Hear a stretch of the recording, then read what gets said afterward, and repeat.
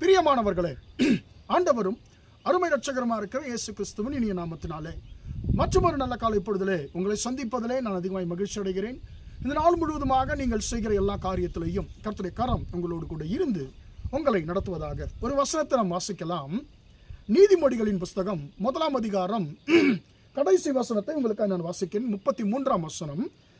எனக்கு செவி கொடுக்கிறவன் எவனோ அவன் விக்கினமின்றி வாசம் பண்ணி ஆபத்திற்கு பயப்படாமல் அமைதியாக இருப்பான். இந்த இடத்துல நான் பார்க்கும்போது கர்த்தருடைய வார்த்தைக்கு செவி கொடுக்கிறவனுக்கு ஏற்படுகிறதான உண்டாகிறதான நன்மைகளை குறித்து பரிசுத்த வேதாகம் சொல்லுகிறது. ஆண்டவராகிய தேவன் சொல்லுகிறார், யார் ஒருவர் அவருடைய வார்த்தைக்கு செவி கொடுக்கிறார்களோ அவர்களுக்கு என்ன நடக்குமாம்? இந்த வசனம் சொல்லுகிறது, எனக்கு செவி கொடுக்கிறவன் எவனோ அவன் விக்கினமின்றி வாசம் பண்ணி, அதாவது எந்த ஒரு தீமையும் இல்லாமல், எந்த ஒரு கெடுதலும் அவனுக்கு வராமல் அவன் நிம்மதியாய் அவன் வாழ்வான், வாசம் பண்ணுவான் என்று சொல்லி கர்த்தருடைய வார்த்தை சொல்லுகிறது. அடுத்தது பாருங்க, விக்கினமின்றி வாசம் பண்ணி ஆபத்திற்கு பயப்படாமல் அமைதியாக இருப்பான்.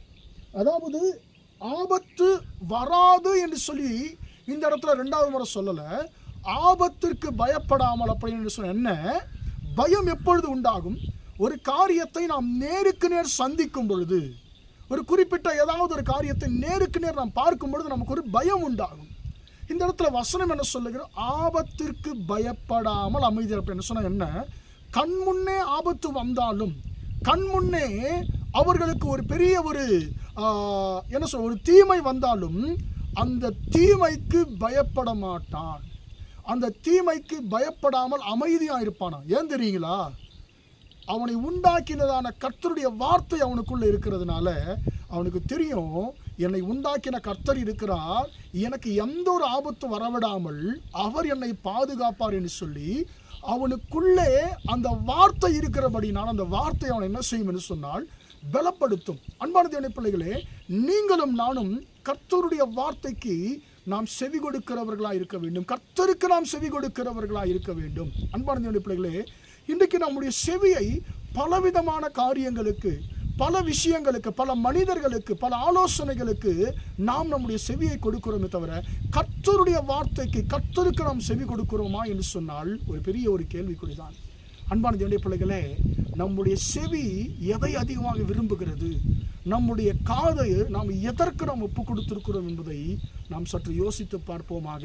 வசனம் சொல்லுகிறது, எனக்கு செவி கொடுக்கிறவன் எவனோ அவன் விக்கிரமின்றி வாசம் பண்ணி ஆபத்திற்கு பயப்படாமல் அமைதியாக இருப்பான். அவனுடைய வாழ்க்கையில எந்த பிரச்சனை வந்தாலும் கர்த்தர் அவனுக்கு அமைதியை கொடுப்பார் என்று சொன்னால் அவனுக்குள்ளே சர்வ வல்ல தேவனுடைய வார்த்தைகள் இருக்கிறபடினாலே. அன்பான தேவனுடைய பிள்ளைகளே, நீங்களும் நானும் கர்த்தருக்கு செவி கொடுப்போமாக, கர்த்தருடைய வார்த்தைக்கு செவி கொடுப்போமாக. இந்த வார்த்தையை நான் கேள்விப்பட்ட பொழுது பரிசுத்த வேதாகமத்திலே, அன்பான தேவனுடைய பிள்ளைகளே, ஒரு மனுஷனுடைய வாழ்க்கை எனக்கு ஞாபகம் வந்தது. அவனுக்கு உலகமும் ஆலோசனை கொடுக்கிறது, மனிதர்கள் ஆலோசனை கொடுக்கிறார்கள், பலர் பலவிதமான ஆலோசனைகளை கொடுத்தார்கள். ஆனால் கர்த்தர் ஒரு ஆலோசனை கொடுக்கிறார். அவன் கர்த்தருடைய ஆலோசனை, கர்த்தருக்கு செவி கொடுத்தான். அன்பான பல முறை இதை குறித்து நாம் பேசியிருக்கிறோம். பல முறை இதை குறித்து நீங்களும் பல செய்திகளிலே நீங்கள் தியானித்திருப்பீங்க. ஆனால் அன்பான தேவனுடைய பிள்ளைகளே, இன்றைக்கும் அந்த காரியத்தை கர்த்தர் ஞாபகப்படுத்த விரும்புகிறார். வேறு எதுவுமே கிடையாது. மார்க் 5ஆம் அதிகாரத்தில் இருக்கக்கூடிய யவீர் என்கிறதான ஜப ஆலய தலைவனை குறித்து நாம் வாசிக்கிறோம். அன்பான தேவனுடைய பிள்ளைகளே, இந்த மனுஷன் தன்னுடைய பிள்ளை மரிக்கிற நேரத்தில் இயேசு இடத்துல வருகிறான். ஆண்டவரே, என் பிள்ளை சாக போகுது, நீர் வந்து அவன் மேலே கையை வச்சா பிழைப்பாண்டவன் சொல்லி வேண்டிக் கொள்ளுகிறான். அன்பான தேவனுடைய பிள்ளைகளை, அவர் போகும் பொழுதே, அவர் வீட்டுக்கிட்ட போன பொழுது, அவன் வீட்டுக்கு சமீபத்தில் போன பொழுது அங்கிருந்து ஒரு சிலர் வருகிறார்கள், அவனுடைய வேலைக்காரர்கள் வருகிறார்கள், ஒரு சிலர் வருகிறார்கள். எல்லாம் முடிஞ்சிருச்சு, உன் பிள்ளை மரிச்சு போயிடுச்சு, இனி ஏன் போதகரை வருத்தப்படுத்துகிறேன்னு சொல்லி சொல்லுகிறார்கள். உலகம் சொல்லுகிறது, எல்லாம் முடிஞ்சிருச்சு, இனி அவரை நீ பிடிச்சிக்கிட்டு பிரயோஜனம் கிடையாது, இனி நீ அவரை வந்து கெஞ்சி பிரயோஜனம் கிடையாது, இனி அவர் வந்து உன் வாழ்க்கையில் ஒன்றும் செய்ய போறதில்லைன்னு சொல்லி உலகம் சொல்லுகிறது, உலக மனுஷர்கள் சொல்லுகிறார்கள். ஆனால் கர்த்தர் என்ன சொல்லுகிறார்? அந்த வார்த்தை இயேசு கேட்ட பொழுது, நீ பயப்படாதே, விசுவாசம் உள்ளவனாயிரு சொல்லி சொல்லுகிறார். அன்பான உலகம் சொல்லுங்க, எல்லாம் முடிஞ்சிருச்சு, இனி இயேசு வந்து உனக்கு ஒன்றும் செய்ய முடியாது, இனி நீ ஜெபித்து ஒன்றும் செய்ய முடியாது, காரியம் கைமீறி விட்டது என்று சொல்லி. ஆனால் ஆண்டவர் சொல்லுகிறார், நீ பயப்படாத, விசுவாசம் உள்ளவனாயிரு என்று சொல்லி, உன் விசுவாசத்தை விட்டுவிடாதன்னு சொல்லி கர்த்தர் சொல்லுகிறார். அந்த மனுஷன் உலக மனுஷர்களுடைய வார்த்தைக்கு செவி கொடுக்கல, கர்த்தருக்கு செவி கொடுத்தான். கண்முன் ஆபத்து தெரிகிறது, தன்னுடைய மகள் மரித்து போய்விட்டாள், ஒரு பெரிய ஒரு அவமானம். ஆனாலும் அன்பான தேவனுடைய பிள்ளைகளே, அவனுக்குள்ள பயமும் பதட்டமும் வரல. ஏன்னு சொன்ன, அவன் கர்த்தருக்கு செவி கொடுத்தபடினாலே அன்பான தேவனுடைய அவன் அமைதியாக இருந்தான். என்ன நடந்தது? ஒரு மிகப்பெரிய இழப்பு, பிள்ளை மரித்து போனது. ஆனாலும் அவன் கர்த்தருக்கு செவி கொடுத்ததுனால அந்த இழப்பை கர்த்தர் மீண்டுமாக அதை சரி செய்தார். மரித்து போன மகளை ஆண்டவர் மீண்டுமாக உயிரோடு எழுப்பி கொடுத்தார்.